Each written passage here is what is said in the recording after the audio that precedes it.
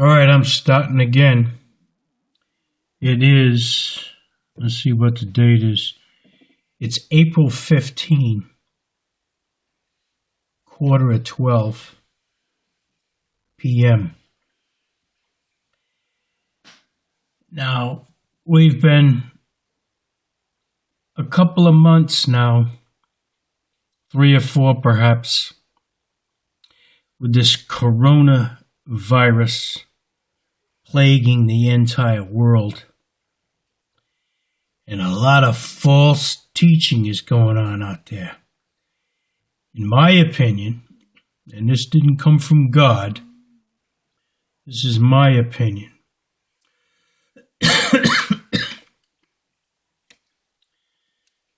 This stuff is a disease that was put together in a laboratory and set loose on society in our world because we are living in the last days, the end times, and the evil people on the earth are trying to bring together the new world order, doing away with freedom. And it's coming from, in America, the Democrats and everybody else too, no matter what kind of handle they want to put on what they are. Republican, independent, different church societies. It's all evil stuff. Look at how easy it was for the United States government to slow the entire workings of America. Let's put it that way. Millions of people were put out of work. Food is being scoffed up by everybody. There are people dying. And what you hear is an explanation of where that person went. Let's say it's your mother. There's a lot of false teaching out there saying that, well, your mother's up in heaven looking down on you right now and protecting you. That's crap, and I'm going to prove it. I'm going to read tonight, and I've done this before. Started growing my mustache again, and there goes my beard. That's the result of not shaving. I'm going to read in the book of Genesis, and I got to explain this all over again. You can see other videos that I put out talking about the same thing, but we didn't have this disease going around at that time, but it is now. Let's find out what happens when you die, according to God. Genesis chapter 2 and verse 7. This is God when he made man and how he did it. And the Lord God formed man of the dust of the ground. Self-explanatory right there. And breathed into his nostrils the breath of life, and man became a living soul. That's what a soul is. A soul is a man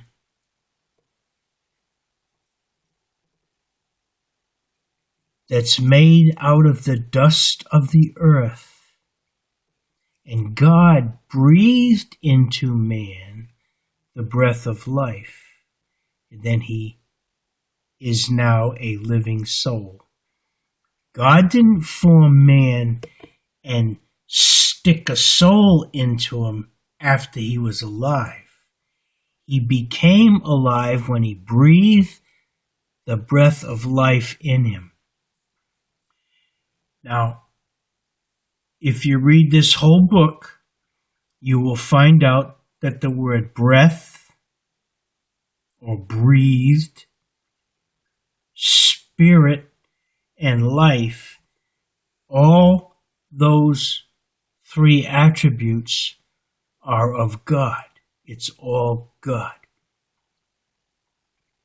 When he created the other things, the heavens and all the host of the heavens, the trees and the animals, the fish and the birds, when he created all of those things and caused them to come alive, and it doesn't really say how they became alive, not like he did man here. There's a difference in the life that's in those animals and the trees and the birds and, all that kind of stuff. There's a difference. Let's find out what happens to a man when he dies. Now I'm going to put this thing on pause because I'm going to flip back and forth in the book here. And I'll come right back. Now I just flipped from Genesis up into the book of Ecclesiastes. And I'm going to read a few things in Ecclesiastes. Ecclesiastes chapter 12 and verse 7. I just said a little bit ago, what happens to a man when he dies? Let's read this verse. Then shall the dust return to the earth as it was. And the spirit, which I just talked about a little bit ago, shall return unto God who gave it. That spirit, when God breathed into man the breath or spirit of life, which is God, returns to God when the man dies, when the body, there's no life left in the body after it dies. That life, which is God, not man's life, but God living in man, that life in man, returns unto himself. Life, spirit, breath, it's all God. I'm going to put this on pause one more time. Now I just turned the page back one in the book of Ecclesiastes, chapter 9. We're talking about what happens to a man when he dies. There's nowhere in the Bible where you will find words like this. When the man dies, he went home to be with the Lord. And he's up there looking down on you.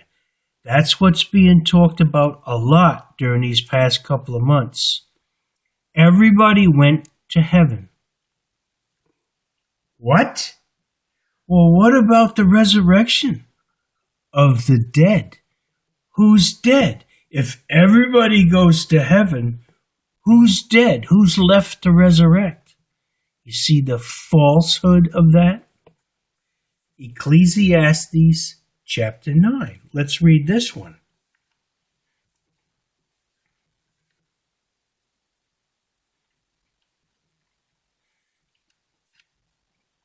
I'm going to start with verse 1 in chapter 9. For all this I considered in my heart, even to declare all this. This is Solomon.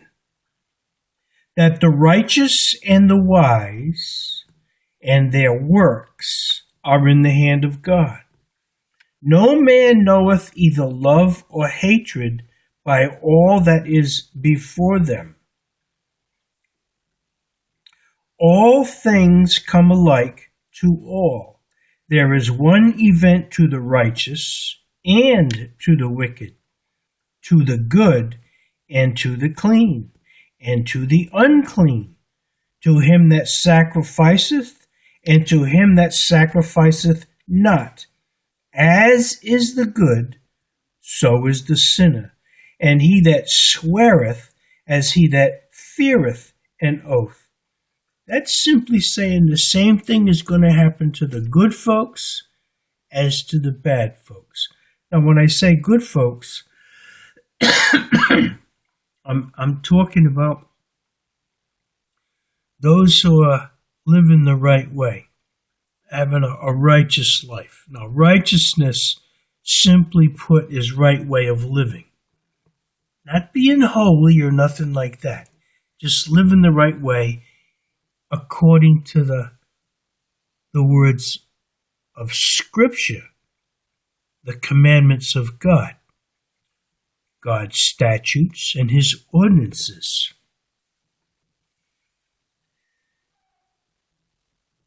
There is an evil among all things that are done under the sun, that there is one event unto all. Yea, also the heart of the sons of men is full of evil, and madness is in their heart while they live. And after that, they go to the dead. Huh? How easy is that to understand? You go to the dead. You don't go home to be with the Lord. That's a lie. For to him that is joined to all the living, there is hope, those of us who are still alive. For a living dog is better than a dead lion. For the living know that they shall die. You understand that? The living know that they shall die. But the dead know not anything. If you died, went home to be with the Lord, would you know anything? Or would you know not anything? What is it? Where is the truth? The truth is, you did not go home to be with the Lord. Neither have they any more a reward, for the memory of them is forgotten. The dead know not anything. Also their love and their hatred and their envy is now perished. Would it be perished? Would it be taken away from you if you were with God? Wouldn't you still have love? Maybe not hatred or envy, but all of that has perished because you are dead. Neither have they any more a portion forever in anything that is done under the sun. Can't get any plainer than that. When you die, you do not go home to be with the Lord. That does not happen until the day of resurrection. If you died and went home to be with the Lord, and all of a sudden tomorrow was resurrection day, and Jesus was going around to all the people saying, hustle, hustle now, folks. I want you to get down there in them graves. Why do we have to go down there in the graves, Jesus? Because tomorrow is resurrection day. Tomorrow I have to raise you from the dead. And in order for me to raise you from the dead and meet me up in the clouds, I'm going to have to kill you. Because if you're up here with me, you're not dead. But the word that everybody tries to teach on earth is, you went home to be with the Lord. And that's not true. Resurrection Day is tomorrow. So get back down there. I'm going to kill you and put you in the grave. Is that true? Of course not. That's ridiculous. That's just some stupid thing that I said. What God says right here is you know nothing. Your love is gone. Your hatred is gone. Your envy is gone. It's all perished. For the living know that they shall die, but the dead know not anything, neither have they any more a reward, for the memory of them is forgotten.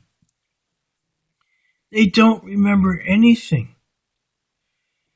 All you people that might look at this video during this time of coronavirus, don't be deceived by anybody. I even heard Donald Trump say, yeah, they're up in heaven now. And he said a few other things. That's not true. Now, I don't believe Donald Trump is a godly man. Not like someone who talks about being born again and following the commandments of God, etc. In that respect is when I say I don't believe he's a godly man. I think he's just a regular dude, but he's being used by God. It's just that he doesn't read this book and he doesn't understand that.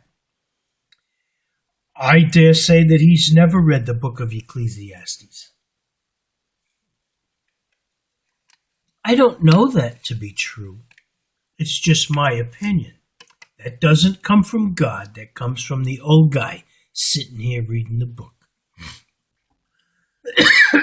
Man.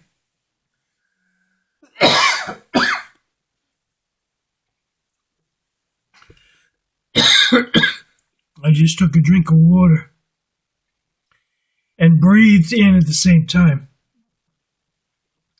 And it went down the breathing hole. Man, that's crazy when that happens. All right, listen. There's a lot of stuff going on.